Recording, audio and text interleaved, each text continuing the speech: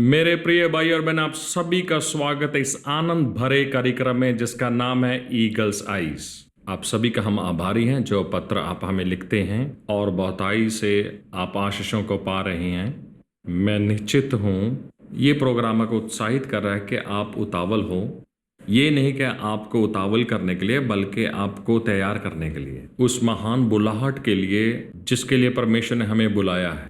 तो मेरे प्रिय भाई डॉक्टर ब्रूस, आप आज कैसे हैं? मैं एकदम ठीक हूँ। मुझे ऐसे लग रहा है कि आप ये कमीज को पहन के सोते हो कि आज हमने क्या चर्चा किया है पिछले 2 हफ्ते से। आप जानते हो मेरी पत्नी की तो उन्हें ये कमीज बहुत पसंद है। हाँ, ये भी आपकी यूनिफॉर्म की तरह बनता जा रहा हाँ, है। यूनिफॉर्म की तरह। आप जानते हो इससे आपका बैग हल्का हो जाता है। हाँ, बिल्कुल सही सही है। है। और आपको कपड़े चुनने की जो उलझन है वो भी खत्म हो जाती है। हाँ, मैं ये कहने की कोशिश करता हूँ एक जोड़ी कपड़ा तो बहुत अच्छा होगा लेकिन नहीं, ऐसा नहीं होता।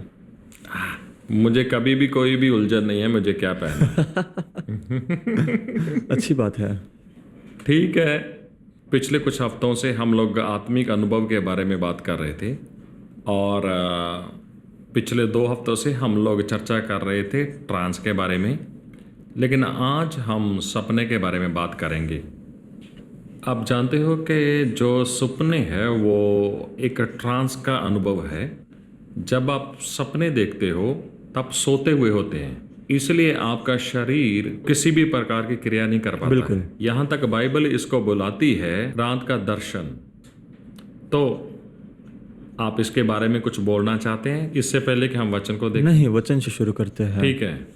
अय्यूब की किताब 4 अध्याय का 13 वचन।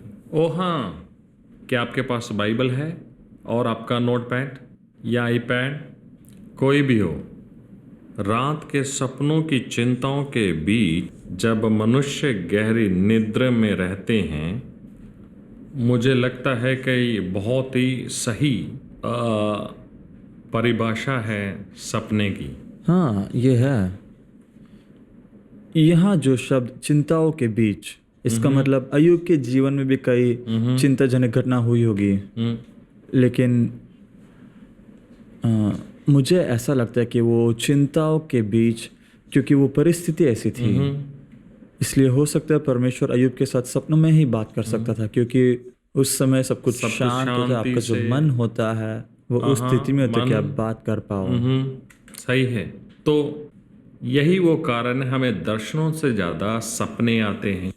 हो सकता है क्योंकि दर्शन मिलने के समय आपका जो दिमाग है बड़े तनाव में रहता है और प्रार्थना के समय आपकी शारीरिक इंद्रियां हैं वो काम कर रही होती हैं। उसी दौरान जो आपका दिमाग जो अशांत रहता है, जब आप जागे हो तब परमेश्वर आपसे बात नहीं करता शोर है, ज्यादा होता क्योंकि आप फ्रीक्वेंसी के साथ जुड़े नहीं हो।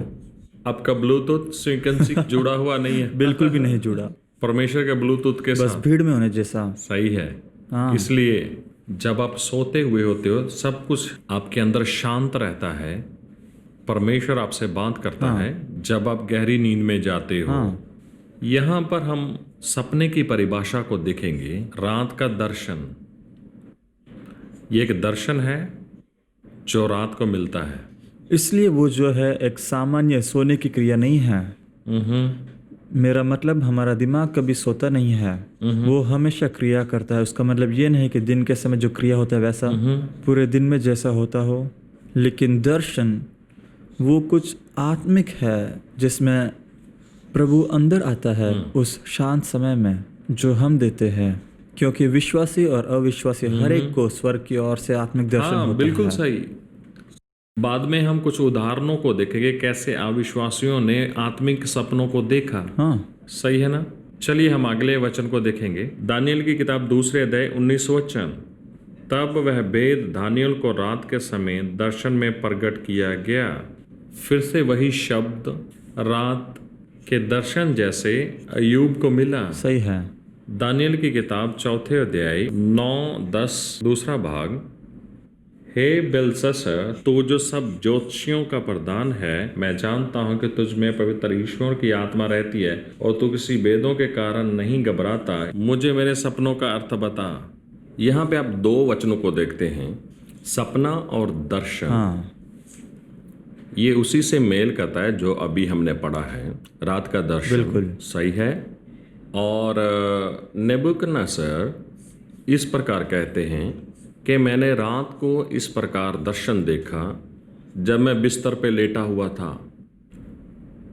तो क्या आप स्पष्ट रूप से इसको साबित कर पाएंगे कि ये सपना है, या वो ऐसे ही बिस्तर पर लेटा हुआ था तो उसने एक दर्शन को देखा?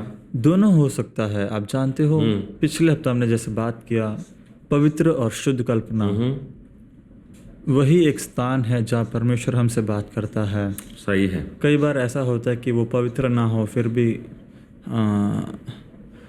1/3 भाग जो बाइबल का है वो सपने और दर्शन के द्वारा आया। संपर्क का माध्यम जो पूर्वजों ने समझा है वो हो सकता है दर्शन या सपना हो। उन्होंने ये क्रिया को समझा जिसे हम फिर से सीखने की कोशिश कर रहे हैं। सही है।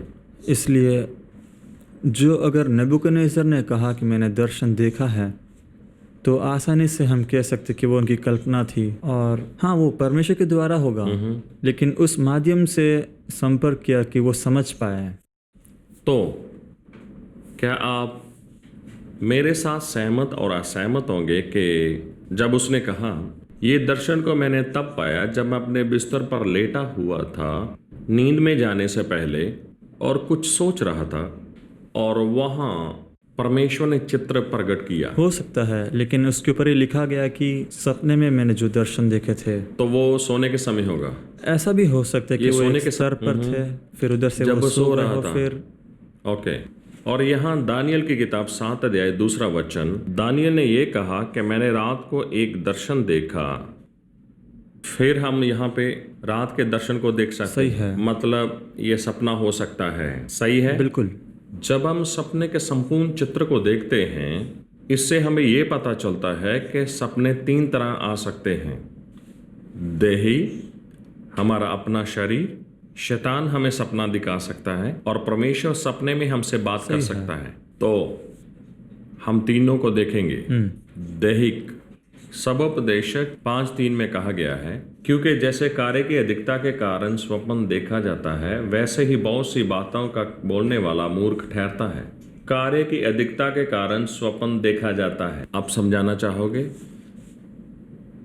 अब जानते हो, बचपन में जब मैं बड़ा हो रहा था, मुझे जो डरावने पिक्चर थे बिल्कुल पसंद नहीं था। लेकिन मेरे जो दोस्त थे और जो बाकी बच्चे थे वो लोग देखते थे, डरावनी फिल्में, और जब मैं सोता था तो मैं उसे देखता था। हैलोवीन, डरावने पिक्चर, मेरा मतलब मैं देखकर उठ जाता था रात का सपना। हाँ। इसलिए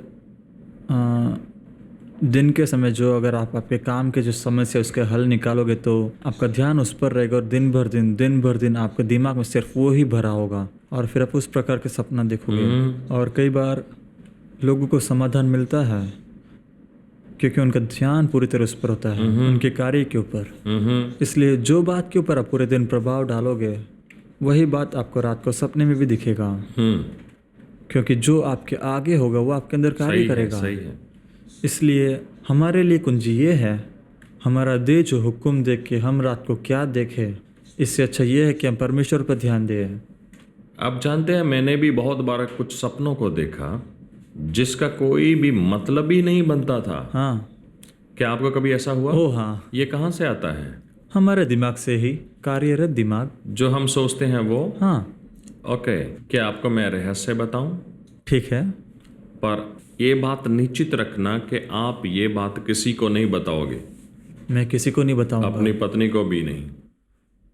मुश्किल है, लेकिन नहीं बताऊंगा मैं। ये आपका वायदा है? बिल्कुल। ठीक है। ये बात कई साल पुरानी है, जब मैंने देखा एक पूरी फिल्म जेम्स बॉन्ड की, वो भी सिनेमाघर आने से पहले। आप इसमें से क्या समझते हो? आपने ये सपने में देखा? हाँ, मैंने वो पूरी मूवी को देखा सिनेमाघर में चलने से पहले। क्या आप उसमें जेम्स बॉन्ड थे? ना। ये बहुत अद्भुत है, ये मिला हुआ है आपके भविष्यवाणियों, और समझ नहीं आ रहा, पहली बार सुना मैं। ये बहुत ही मुझे अचंभित किया। हाँ। इसमें से मैं क्या समझूं मुझे पता नहीं था, मैंने सोचा ये शैतान ने मुझे बताया या क्या। ये सब मैंने थिएटर में आने से पहले देखा, आप जानते हैं। पहली बार सुन रहा हूँ। यहां तक कि भारतीय फिल्म में थिएटर में आने से पहले। और सबसे बुरी बात, ऐसा कोई भी फिल्म नहीं था जो जो थिएटर में आया। आपको कहानी लिखना चाहिए। लेकिन वो एक पूरा फिल्म था। अद्भुत है। आप जानते हैं, इसलिए मैं सोचा कि ये मुझे शैतान दिखा रहा है। वो इतना स्पष्ट था और इतना क्लियर था कि जैसे हम डीवीडी में मूवी देख रहे हैं। हर एक जो किरदार थे, हर एक आके अपने अपने किरदार को निभा रहे थे जैसे कि मूवी में होता है। आप तो बड़े भविष्यवक्ता हो, आप थोड़ा बताइए इसके बारे में। जो बात मेरे मन में आ रहा है वो ऐसा हो सकता है कि आपकी आत्मा, क्योंकि आप जानते हो जब फिल्म निकलता है हाँ 3 से 4 साल लगता है कि वो फिल्म अच्छे से सही निकले। है। हो सकता है परमेश्वर ने आपको बताया होगा कि किस तरह से वो फिल्म बन रहा है। हाँ, मुझे भी नहीं मालूम क्या ये। लेकिन ये सामान्य फिल्म क्यों दिखाया गया? मुझे भी नहीं मालूम। मुझे लगता है आपके कि पास तो सभी उत्तर होने चाहिए ना। हाँ, ऐसा भी हो सकता। नहीं, रहने दो। मुझे भी नहीं मालूम। ठीक है, जो भी ऐसा हो। हो सकता है कि वो फिल्म के अंदर जो है उसमें से परमेश्वर आपको कुछ संदेश देना चाहता हो। मैं नहीं जानता, जो भी हो। जो भी हो, ये दिलचस्प है। तो हम जो सपने रात को देखते हैं वो दिन में सोचने से है। जैसे हम सोचते हैं वैसे हमें सपना आता है, और हम उसके बारे में हम कुछ नहीं कर सकते हैं, क्योंकि ना तो उसमें भविष्यवाणी का चिन्ह और संदेश होते हैं। बिल्कुल ठीक है, ये एक पहलू है या एक मूल मार्ग है। सही है। दूसरा, शैतान भी हमें सपनों को दिखाता है। यीशु मसीह ने मत्ती रचित सुसमाचार 13 अध्याय का 25 वचन में इस प्रकार कहा है, पर जब लोग सो रहे थे तो उनका बैरी आकर गेहूं के बीच जंगली बीज बोकर चला गया। बाद में यीशु मसीह ने उसकी व्याख्या करके कहा, जो दुश्मन है वो शैतान है, जो आता है और बीज बोता है जब हम सो रहे होते हैं। समझाइए। हाँ, एक बात जो मैं देख सकता हूँ वो है एक बात जो मैंने मेरी यात्रा में ध्यान दी और मैंने मेरी किताब में ये लिखा है, परमेश्वर ने मुझे ये सिखाया कि जहाँ पर भी हम जाएं, विश्वासी हो या अविश्वासी, हम एक माहौल को हमारे साथ ले जाते हैं। इसलिए कई बार जब मैं और मेरी पत्नी कोई यात्रा करते हैं तो हम होटल में रहते हैं या कई और जगह में, और जब हम लेट कर सोते हैं कई बार ऐसा हुआ है कि हमें एकदम भयानक सपना दिखता है। मेरा मतलब, और पूरी रात हमें मलयुद्ध करना होता है। और इसलिए मैं प्रभु से पूछा, प्रभु ये क्या हो रहा है? और उसी समय मैंने एक जवान भाई को उनके पहली मिशन यात्रा में ले गया, फिजी में। उसे उद्धार पाकर 1 ही साल हुआ, इसलिए वो दुनिया से बाहर निकलने की कोशिश में था और परमेश्वर के साथ चल रहा था। और उसके पासवान ने कहा कि इसके लिए तैयार है, इसलिए वो बैठक कक्ष में एक सोफ़ा था, उस पर सो रहा था और मैं अतिथि कक्ष में। लेकिन रोज़ वो अपने गद्दी को घड़ी कर मेरे खाट में रखता था। कुछ हफ्तों के बाद एक रात को उसने कहा, मैं बहुत थक गया हूँ। मैंने कहा यहीं ठहरो।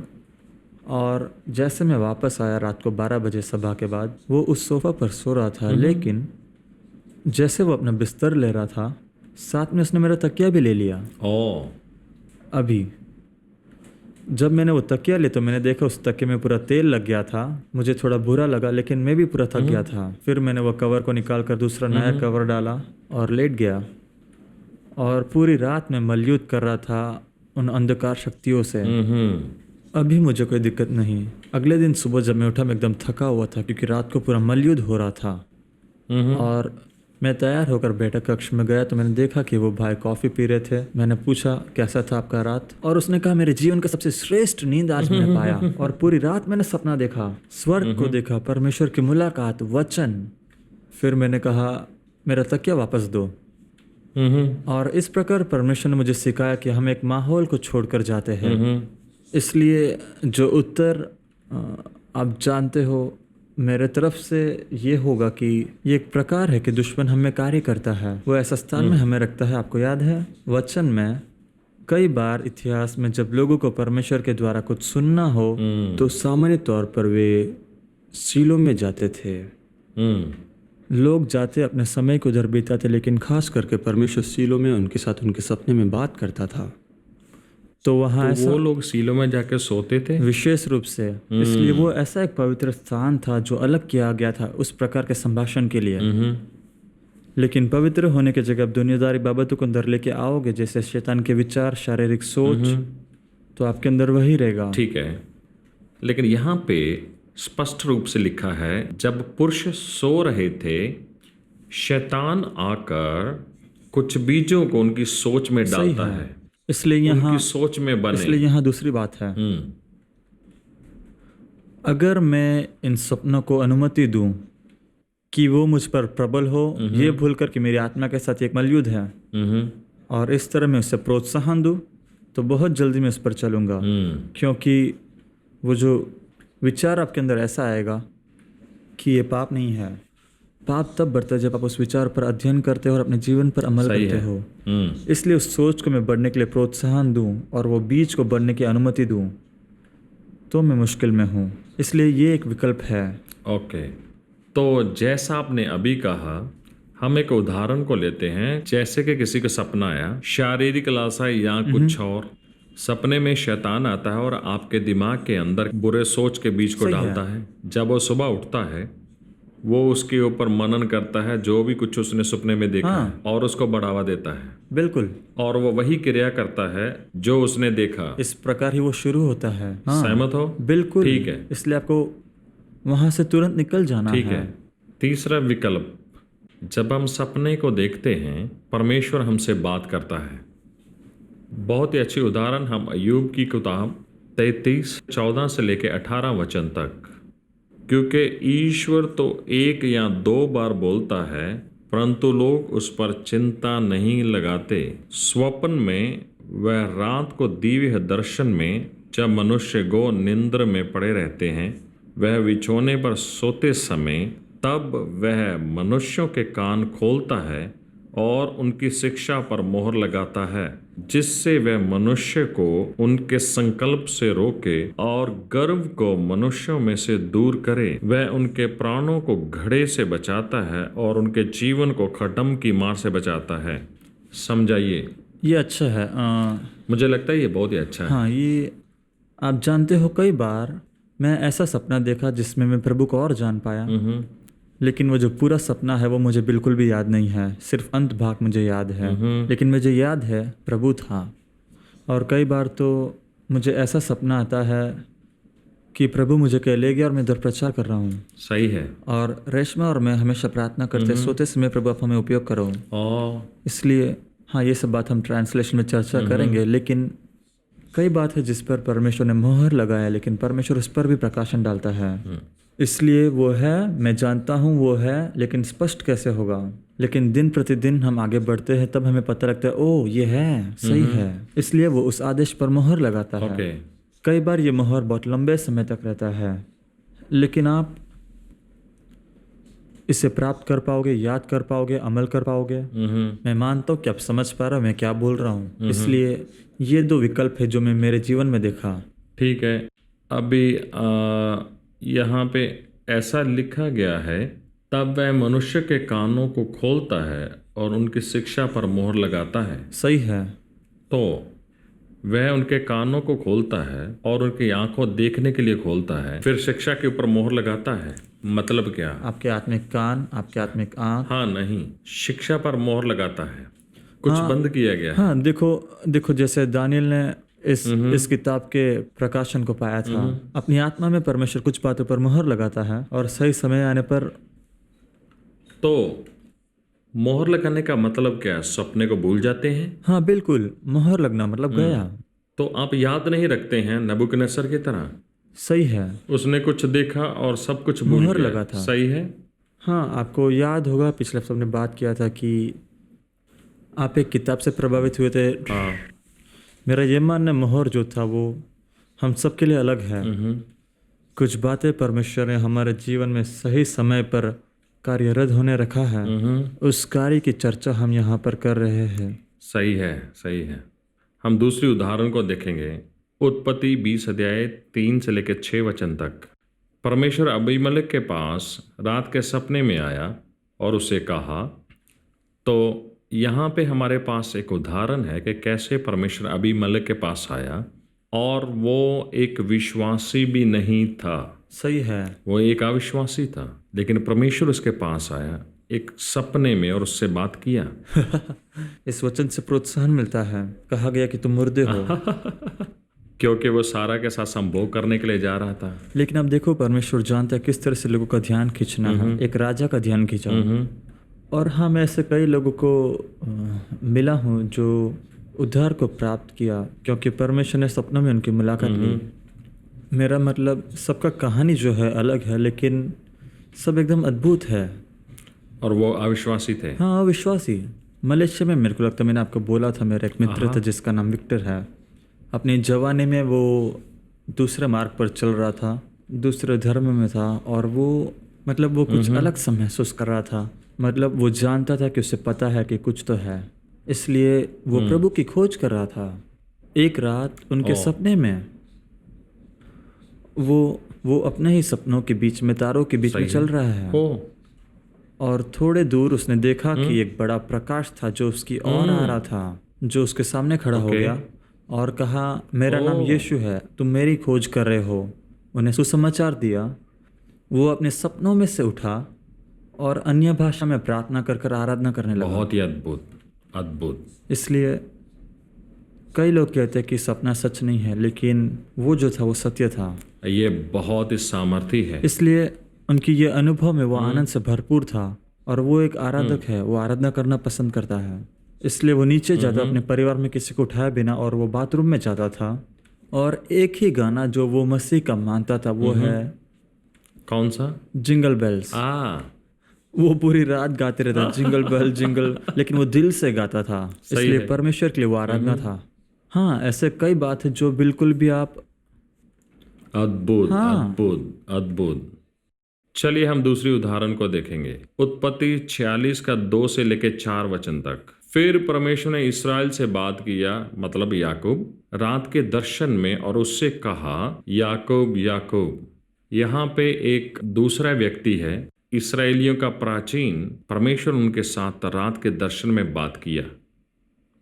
आप कुछ बोलना चाहोगे? एक दिलचस्प बात है। यहाँ लिखा है, फिर परमेश्वर ने इज़राइल से बात किया रात के उस दर्शन में और कहा, याकूब। सही है। उन्होंने उनको पुराने नाम से पुकारा। उनके पुराने नाम से पुकारा। ये कुछ अद्भुत है, इस पर मैंने पहले ध्यान नहीं दिया था। इज़राइल का मतलब परमेश्वर का राजकुमार जो परमेश्वर की तरह राज करता है, और याकूब मतलब धोखेबाज। क्यों परमेश्वर ने उसको पुराने नाम से बुलाया जबकि उसको एक नया नाम दिया गया था? क्योंकि वो भय में चल रहा था। वो मिस्र में जाने डर रहा था। सही है। इसलिए परमेश्वर कहता है, जो वाचा इज़राइल, परमेश्वर का राजकुमार तुम्हारे पास अधिकार है, लेकिन मैं विदेश से सौदा करता हूँ। याकूब, डर मत। ये कुछ अद्भुत है। हाँ, तो इसका ये मतलब है कि परमेश्वर उसको पुराने जीवन में लेके जा रहा था और उसको बता रहा था कि ये अभी तक आपके अंदर है, इससे आपको बाहर आना है ताकि आप वाचा में चल सको। वो पुराने नाम लेकर कहना मतलब, हाँ, क्या इसका ये भी मतलब हो सकता है, ये मिलता हो कि प्रभु ने पतरस के साथ कैसे बर्ताव किया पुनरुत्थान के बाद जब उसको वापस ले गए? अब जानते हैं, जब आप ये दृश्य को देखते हो, परमेश्वर ने इस दृश्य को फिर से उत्पन्न किया। उस रात जब उनको धोखा दिया गया, वहां आग थी, और जिस रात को धोखा दिया गया वहां भी आग थी। धिक्कारा गया। उसने आग के पास प्रभु का इनकार किया। प्रभु ने फिर से आग को उत्पन्न किया और आग के पास लेके आया। क्या यह पाप याद है? पूछा। फिर से हम वहां लौटे और उसको उसमें से पसार करवाया 3 बार, और उसके इनकार से उसको बाहर किया और उसको पूरी रीति से चंगा किया, उसकी पीड़ा को दूर किया और कहा, मेरे साथ चलना शुरू करो। हाँ, बिल्कुल, मुझे पसंद है। मेरे प्रिय भाई, अभी हमें चलना चाहिए। ठीक है। देखो, उस आग के ऊपर 153 मछलियां थी। प्रभु ने बारबेक्यू बनाया। मेरा बावर्ची मच्छी बना रहा है, भारतीय स्टाइल में फ्राई कर रहा है। भारतीय स्टाइल में उसमें क्या कई होता मसालों के अंदर डुबाकर तेल में तलना। है? आपको ये यूएस में नहीं मिलेगा, अच्छा है। और ये उंगली चाटने से भी बढ़िया है। ओ मेरे प्रिय भाई और बहनों, मैं निश्चित हूँ आप इस कार्यक्रम का आनंद ले रहे हैं जिसका विषय सपने।